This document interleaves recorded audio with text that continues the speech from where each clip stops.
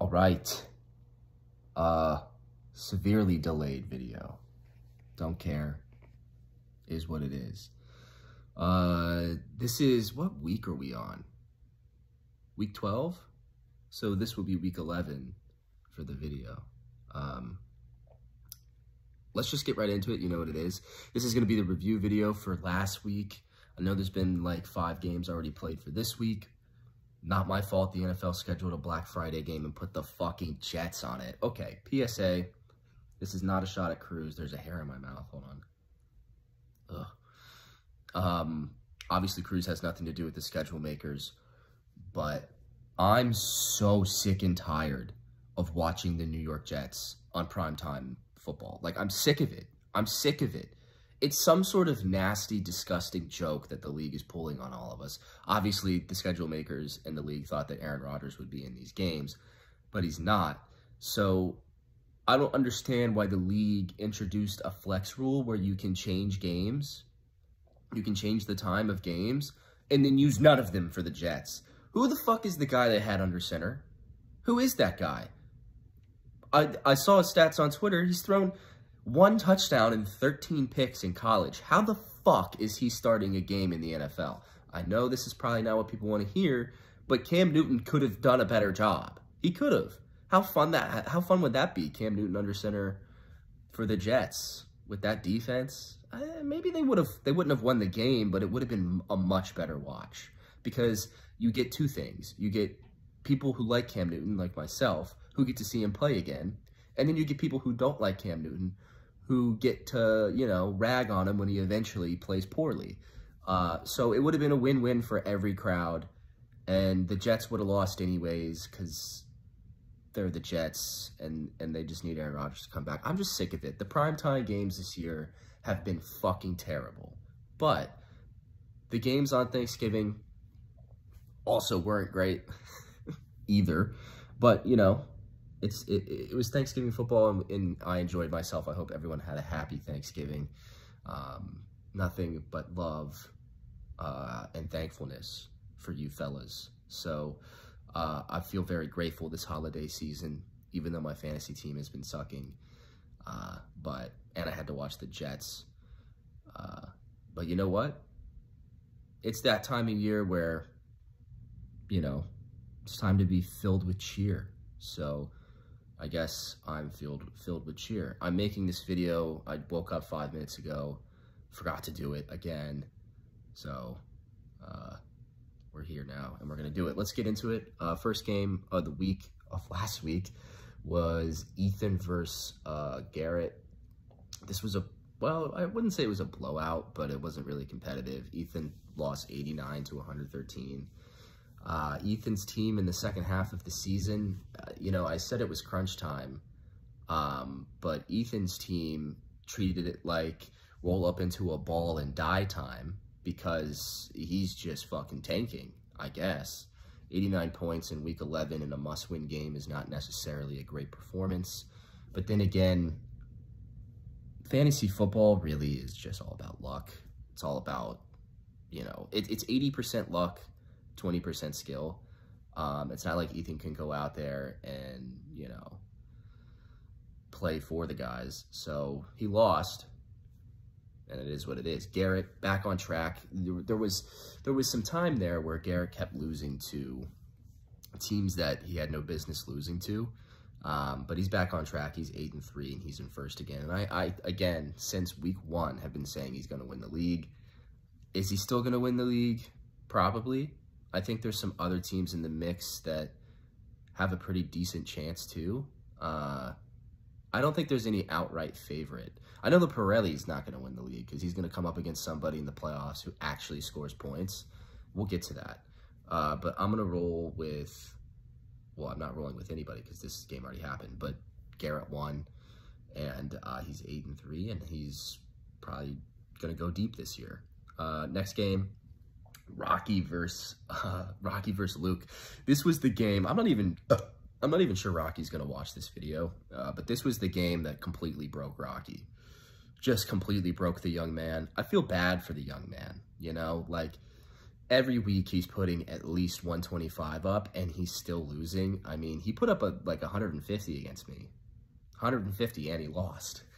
So he lost this game 127 to 131, and probably the worst possible way. He goes into this game, he's got Pat Mahomes. Luke has Kansas City's defense, and you're thinking to yourself, Pat Mahomes is probably going to score more points than Kansas City's defense in this game. That wasn't the case. It's never the case. When you need something to happen, it's never going to happen. And that's just the reality of fantasy football. And I think Rocky has had a really tough, unlucky season like myself. We're in the same boat. We're both 4-7. But his losses have to sting worse because you're scoring these points. Your team is playing well, and you still are losing. It must suck, and I can understand why you want to take a break, but losers don't take breaks. Losers, so you haven't won 2 games in a row. Good. But that's not the mentality you're showing. You know, you're being a little bit weak. You're being a little bit flimsy, and I'm calling you out. You know, it's almost like you're giving up. Do Amazon shift line managers give up? I don't think so. I think they go out there and they work on Thanksgiving. You got to be ready to practice on Thanksgiving, you know? And you took the day off. And that is insulting. So get your head out of your ass and let's see 2 wins in a row because I respect you. And I want to keep respecting you. Luke, your team is back on track. You know, the whole season you've been talking about, ooh, GG's, ooh. Like, before the game even fucking starts, you're saying GG's. I don't like that either, and I've addressed that before. But it looks like that strategy is starting to work out for you because you're starting to win games, and it looks like you're going to make the playoffs, actually.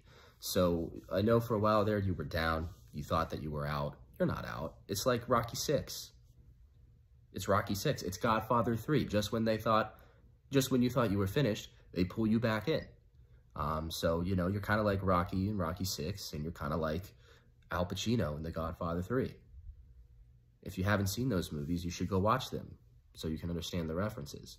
But I'm proud of you. I am proud of you. I say it a lot, but you've pulled yourself up by the bootstraps. So congratulations. You're probably going to make the playoffs, and we'll see if you can finally put your name on that trophy. We'll see. Next game, this is where we'll get into the Lil Baked Bean controversy. He won this game 114 to 105.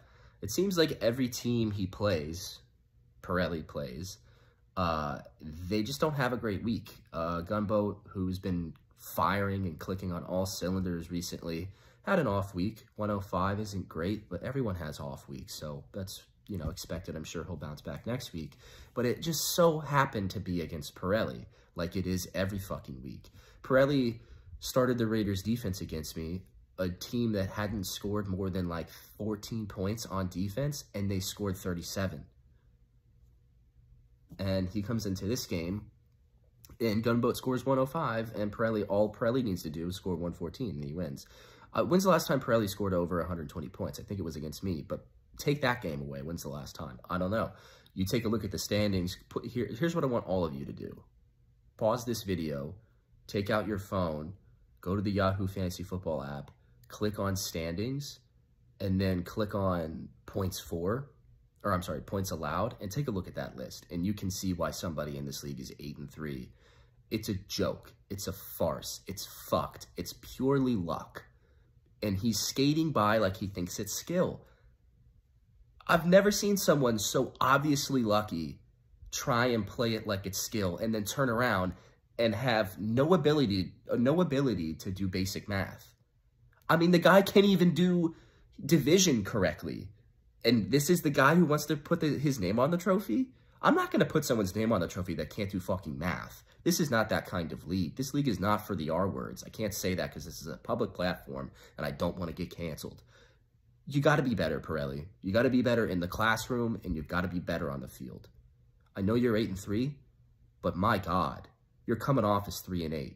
So fucking fix it. All right?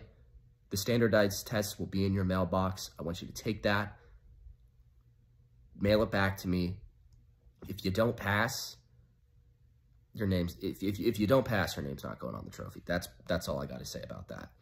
Gunboat, not much to say about Gunboat this week. I just think he had an off week, and he'll probably bounce back this week. Again, I say it every week. I've been really impressed with Gunboat's mentality. He was down bad, and now he's up. So he did lose, but, you know, everybody loses every now and then. So I'm not too worried about Gunboat. I think he'll be fine. Next game was Spardella versus Scoots. This was a game where Spardella played great, 138, but Scoots played a little bit better, 144. Highest scoring team in the league this week, Scott. Congratulations. You're sitting at 4-7. I think I remember making a bet with you in like week 5 that I would have a better, I need to shave because this is disgusting. That I would have a better record, than you. And we're sitting here at 4-7. So that bet is still fucking on, man. It's still on. You had a great week, 144. You continue to find ways to win games when you absolutely have to. And you know, I think you should win the award for Scrappy Doo Player of the Year. You're just scrappy, man. You scrape these wins out. You scrap these wins out, Scrappy Doo style. And I kind of respect it. You know, I kind of respect that shit. The trade for Aaron Jones, you avoided that like the fucking Black Plague. For good reason, too. He blows. Spardella took a chance on him. It didn't work. But the Gus Ford trade...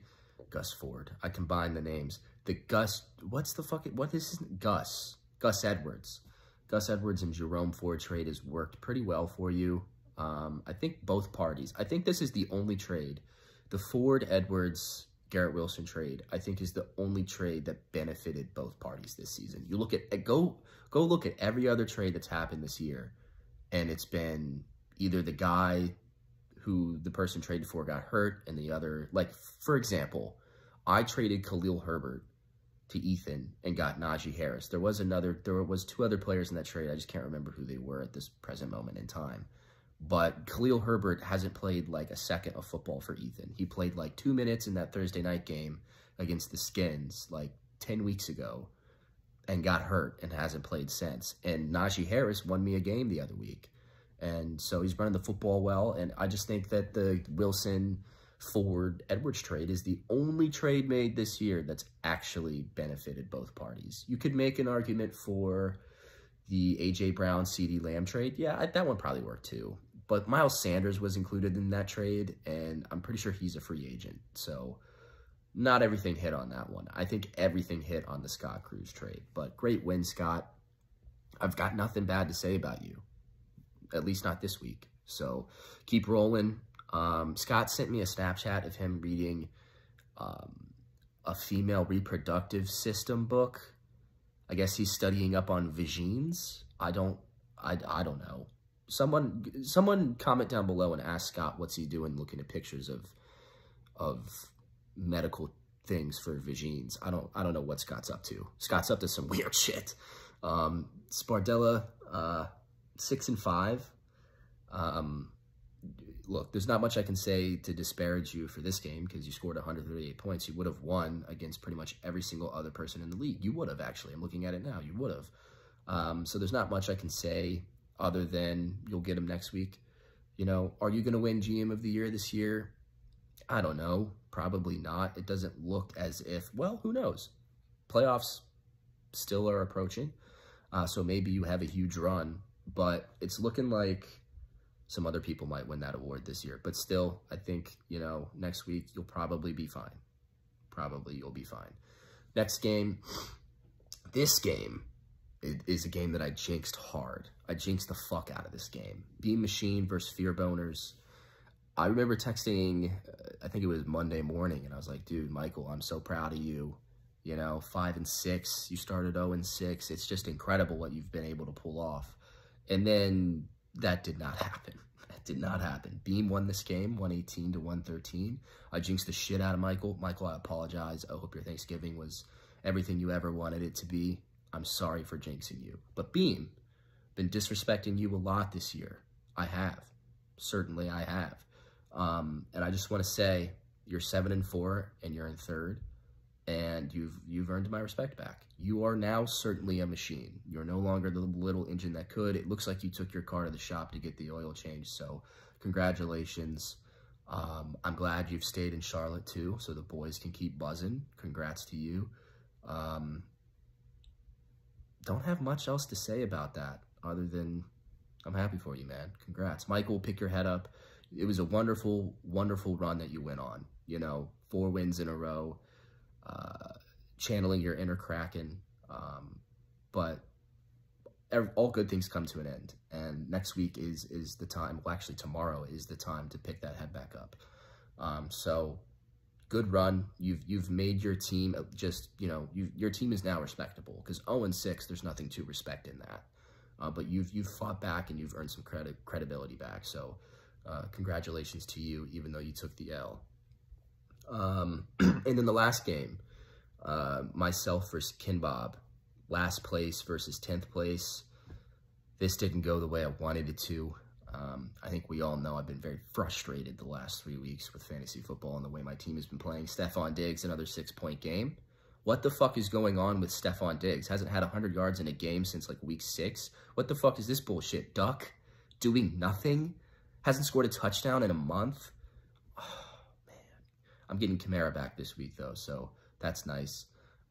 Joe Burrow, another unlucky thing happens to me with Joe Burrow. I think, you know, Joe Burrow is a great quarterback, and I think that obviously he's going to have an amazing career, but I'm done drafting Joe Burrow.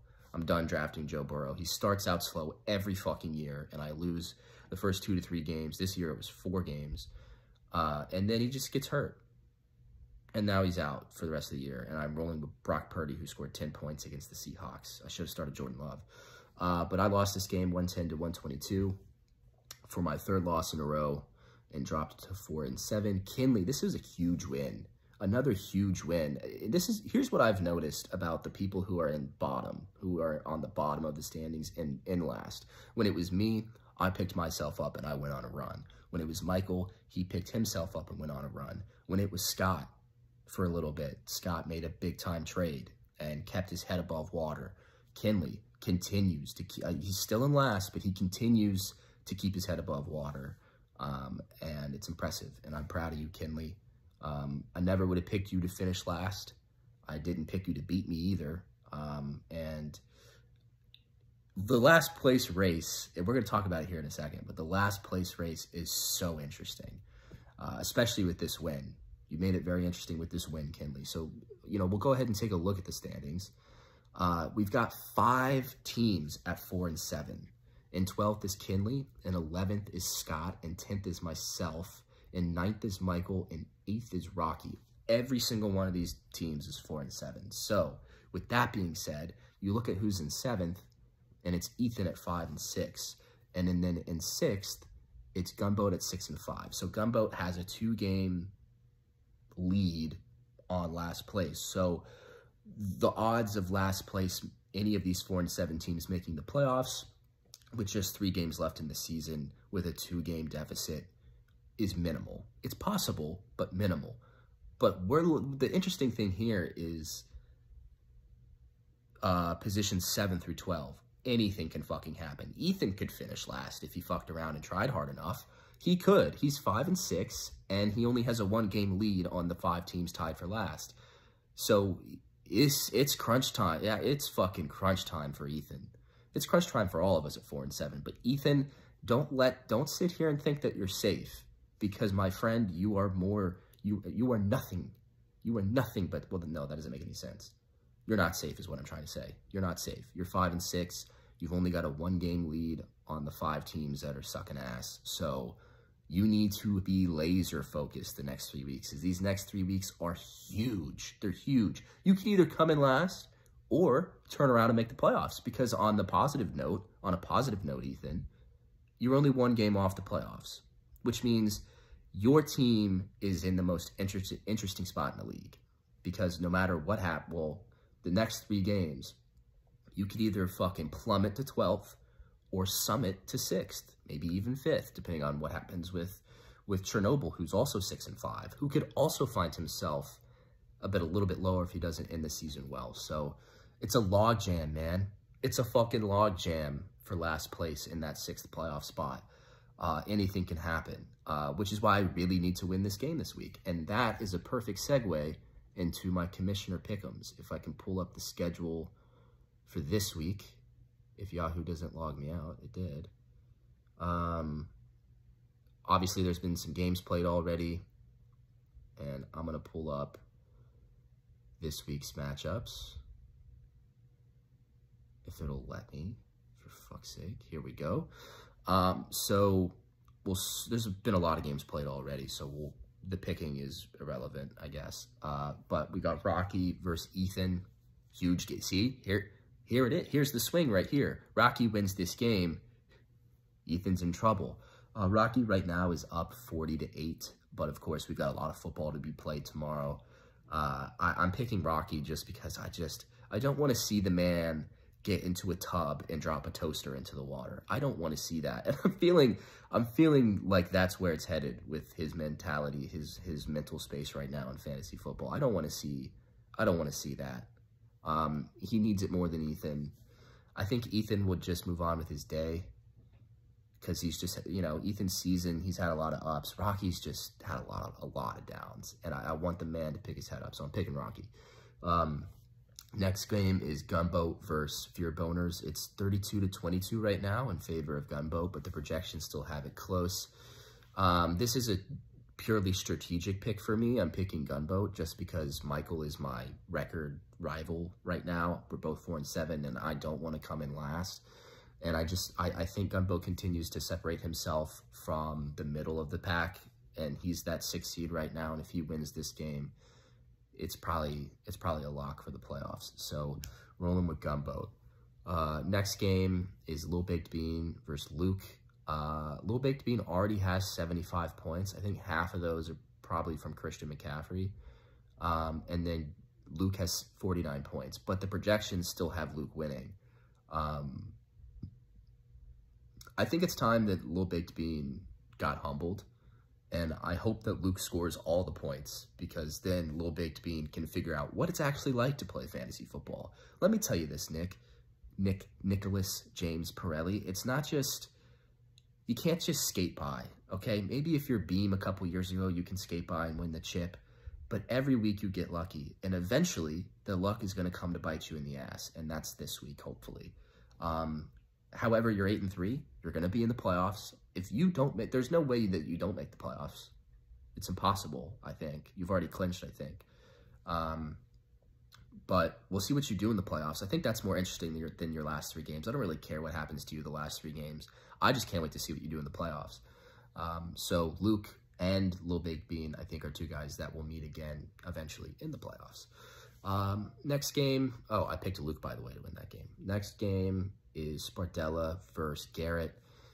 This one is, I think, going to put Spardella in a pretty precarious situation, because he's going to lose and drop to 6-6. And I know I said he would bounce back, but I'm looking at Garrett's team and his projections. The projections always get me. I don't know why I let them get to me, but I just think Garrett is going to win. I do. I don't think that Tua and Tyreek really had that. They haven't really, Tua hasn't been really all that great fantasy-wise this season, really at all. I mean, he had 400, he almost had 500 yards passing week 1. And he's had some games where he scored over 20, but honestly, his position ranking and his points per game is not that impressive at his position. There's like Jared Goff's had a better season. Jared Goff's been balling, but I think Tua is overrated. I'm saying it now. I think he's overrated. He does make some pretty good passes, like that pass yesterday to Jalen Waddle right over Sauce Gardner was sick as fuck, but he does have like the best receiver in the league, the fastest man on fucking earth to just dump the ball to, and he just runs and does whatever. So I think Tua, he's a good quarterback, but I think he's massively overrated. And, I just think Garrett's going to win this game. Next game, Beam versus Kinbob. This is another strategic pick. I'm rolling with Beam just because I need all the help I can get. Kinley, you've showed yourself to be quite the fighter. I'm going to bring up Rocky Balboa again. You're channeling that Rocky Balboa energy. You're down, but not out. It's just impressive. I was looking for an analogy to make, but again, I just woke up, so I'm not really clicking. But this game's at 30-17 right now. The projections aren't necessarily close. It's projected to be 134-120, but that shit, it doesn't matter. Like, I was projected to beat Kinley by 20 last week, and I lost by 12. So, Beam, I think I'm going to pick you, just because I need you to win, and I need Kinley to lose. And Beam, if you win this game, you could sneak up on second place. How times have changed. What were you, like 5-4 a couple weeks ago? And now you might be 8-4. So, you're definitely... you're a machine now. If you lose this game, you're back to the little engine that could. But if you win, here we are. So I'm going to pick Beam. And then the next game, the Kraken versus Scooter Shooters. After Thanksgiving, after the Niners game, I was feeling really down. Feeling like, God damn it, man. Fuck fantasy football. But you know what awakened my soul and regained hope? The fucking Miami Dolphins defense. Finally, I get some luck on my side. 37 fucking points from them. They shit on the Jets. They shit on them. I needed that. I needed it so bad. So badly is that I needed that. I needed it. Because I thought another week where somebody's defense shits on me. They still did. Scott's D did shit on me. And I haven't won this game yet. But I'm going to pick myself to win. Obviously, I do it every week. Why wouldn't you? I'm going to pick myself to win this one. And jump to 5-7. And if you've noticed a trend, I picked every single 4-7 team except Rocky to lose. That means me and Rocky start to separate ourselves from the bottom. Hopefully that's what happens. I did just want to say one other thing. I sent Scott a breakdown of how I've fared against all the defenses in this league. I've had a defense score 53 fucking points on. 53 points on me. That's more than any other player has scored all year. I'm pretty sure Jamar Chase had a 50 game too, but it wasn't 53. I think it was like 52. Like, come on. I found another funny thing. I've played somebody who has a defense that's played the New York Football Giants 4 times this year. 4 fucking times for a combined total of 152 points. Divide that by 4. That means that every time I play someone that has a team that's playing the Giants, they averaged 38 points against me on defense. That's the main mathematical, statistical reason why I'm 4-7. I know that's hard to keep up with Pirelli. I know it's hard to add numbers and divide them and, read percentages, but that's where I'm at. And you can Google it later, Pirelli, if you need to catch up and fill yourself in and teach yourself how to do simple division. But 38 points a game. That's shit. But look, man, that's the preview for next week. This is a really long video. This is the longest one I've ever made, so hopefully you guys watch the whole thing. But week 11 was unsuccessful for some of us and successful for the rest. And week 12 has already started, and we've got some narratives being written, and we'll see how they end. So I just want to leave you with this. Currently, Scott is beating me 53-47. We'll see how that ends. Beam is beating Kinley 30-17. Garrett's beating Spard 56-51. Pirelli's up pretty big, 75-49, but hopefully that changes. Luke will probably score some points here tomorrow. Gumboat up 32-28 on Fear Boners, and then Rocky up 40-8 against Ethan. So it's interesting to see how these games will end come tomorrow and Monday evening. So with that being said, everybody enjoy your weekends. I know I will. A lot of Premier League soccer on today. OSU versus Michigan today. Canes lost to the Lightning 8-2 last night. What the fuck? Scary times. Scary times. Well, everyone enjoy their weekends. Have a good Sunday. Have a good Saturday. Hope everyone had a good Thanksgiving. Good Black Friday. I am signing off. Sayonara.